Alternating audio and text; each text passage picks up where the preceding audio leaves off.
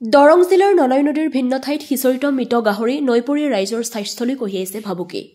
দৰঙৰ পশ্চিম প্ৰান্তৰ নগাঁও, হাতীমাৰা, খটৰা, কাইকিয়াপাৰা, পাথৰিঘাট আদিৰ মাজেৰে বৈ যোৱা ননৈ নদীৰ বালিচৰ দলং আৰু নদীৰ দাঁতিৰ ভিন্ন ঠাইত এতিয়া মৃত গাহৰিৰ প্ৰয়োভৰ। বিগত এমাহ ধৰি কোনো গাহৰি পালকে ৰোগাক্ৰান্ত হৈ মৃত্যুমুখত পৰা গাহৰিসমূহ গাঁত খান্দি পুতি পেলোৱাৰ পৰিৱৰ্তে ননৈ নদীত পেলাই দিয়াৰ ফলত নদীৰ দাঁতিকাষৰীয়া অঞ্চলৰ ৰাইজে মৃত গাহৰিৰ দুৰ্গন্ধত দিন অতিবাহিত কৰিবলগীয়া হৈছে। মৃত গাহৰিৰ পৰা নদীৰ পানী প্ৰদূষিত হোৱাৰ উপৰিও চৰাই চিৰিকটি জীৱ-জন্তুলৈ ৰোগৰ বীজাণু কঢ়িয়াই লৈ যাব পাৰে বুলি ৰাইজ সন্দিহান হৈ পৰিছে। নৈপৰীয়া ৰাইজে তৎকালে মৃত গাহৰি নদীত পেলোৱাৰ পৰা বিৰত থাকিবলৈ আৰু প্ৰশাসনক এই ক্ষেত্ৰত যাৱতীয় ব্যৱস্থা গ্ৰহণ কৰিবলৈ আহ্বান জনাইছে ভুক্তভোগী ৰাইজে। News desk AIN live. মোৰ মাথাত গাহৰি ভজি আছে। এতিয়া কথা হ'ল উজনি অঞ্চলৰ বেমাৰ লগা গাহৰিবিলাক চব নদী উটাই দিয়ে। কিয় উটাই দিয়ে সেই তেওঁলোকে এইটো মানে বুজি নাপায় নেকি? কাৰণ আমি এই ননৈ নদীত মানে গা ধোৱা, পানী খোৱা, এনেই অহা যোৱা কৰা আমাৰ যাতায়াতীটো থাকেই। কিন্তু তেওঁলোকে এই গাহৰি পোহা ব্যক্তিসকলে মানে তেওঁলোকে গাহৰিটো মানে হেৰিত দিব লাগে, পুতি থ'ব লাগে, কিন্তু নদীত কিয় উটাই দিয়ে? এইটো ভুল কথা নহয়, বিৰাট ভুল কথা। এইটো আমাৰ এই খণ্ডৰ যে গাহৰি নহয়, এতিয়া গৰু ছাগলীৰ বেমাৰ লাগি যাব। যিবিলাক তাৰমানে এই বিষক্ৰিয়া হৈ গৈছে পানীবিলাক, সেই পানীয়ে গৰুই খাইছে, ছাগলী খাইছে এই ননৈ পানী। সেনেকৈ আমাৰ তাৰমানে ননৈটো মানে পানীয়ে বিষাক্ত হৈ গৈছে।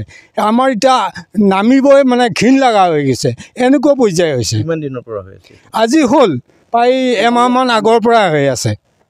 মানে ইয়াৰ বেমাৰ উটাই দিয়ে, গোটেই নদী উটাই দিয়ে। আৰু ইয়াতে তাৰমানে বহুত কুকুৰ আহে, কুকুৰ কাউৰী এইবিলাক আহে। এতিয়া কুকুৰবিলাকে তাৰমানে গাহৰিটো খাই পেলাই আকৌ এই ভাল গাহৰি যিবিলাকে হেৰি দানাৰ পাত্ৰ আছে বা গঁৰাল আছে সেইবিলাকত মানে কুকুৰটো গুচি যায় সেনেকৈ মানে যিবিলাক ভাইৰাছ, এই ভাইৰাছটো তাৰমানে বিয়পি যায়। এনেকৈ আমাৰ তাৰমানে বহুত লোকচান হৈ গৈছে, বহুত মানে ক্ষতি হৈ গৈছে।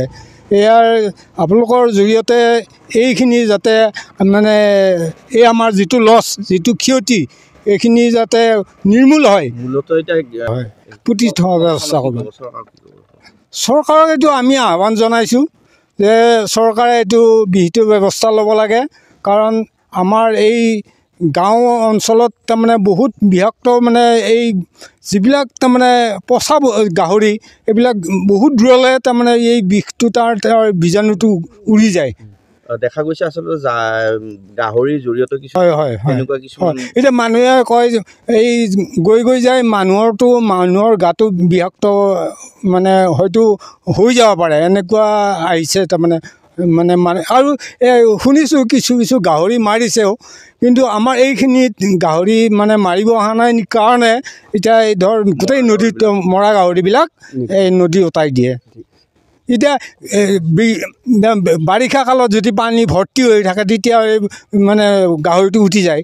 কিন্তু এতিয়া এই বালিচত ওলাই আছে, নদীটো শুকাই গৈছে, সেইটো কাৰণে এতিয়া য'তে ত'তে তাৰমানে গাহৰি। আমাৰ ইয়াৰ পৰা অন্ততঃ 1 কিলোমিটাৰ ভিতৰত 10-12টা গাহৰি ননৈত পোৱাই যাব। এতিয়া নামনিৰ মানুহখিনিৰ দিগদাৰ হ'ব, পূৰা দিগদাৰ হ'ব। পানী খোৱা বা গৰু গাই পানী খোৱাও দিগদাৰ হ'ব। আমাৰ এতিয়া দুৰ্গন্ধ বাছ ধৰ গাঁৱে মানুহ মথাউৰিত ওলব নোৱাৰে, দলঙতো এনেকৈ ৰাস্তাই দি যাব নোৱাৰে মানুহবিলাকে বাছত।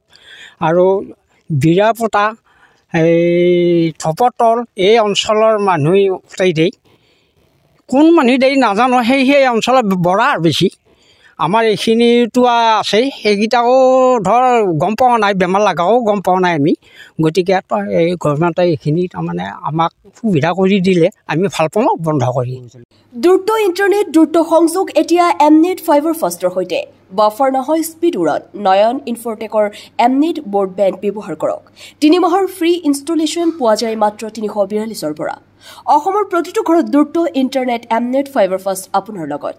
অনলাইন কাম খেল আৰু বিনোদন একে ইণ্টাৰনেটত সম্ভৱ আপোনাৰ স্পীড আপোনাৰ পছন্দ 30 Mbps-ৰ পৰা 155 Mbps লৈ এতিয়া ধীৰ ইণ্টাৰনেটক বিদায় দি ফাইবাৰ ফাষ্ট লৈ আহক অসমত প্ৰথম দ্ৰুততম ইণ্টাৰনেট সেৱা MS নয়ন ইনফৰটেকৰ পৰা নতুন যুগৰ নতুন স্পীড ফাইবাৰ ফাষ্ট ব্ৰডবেণ্ড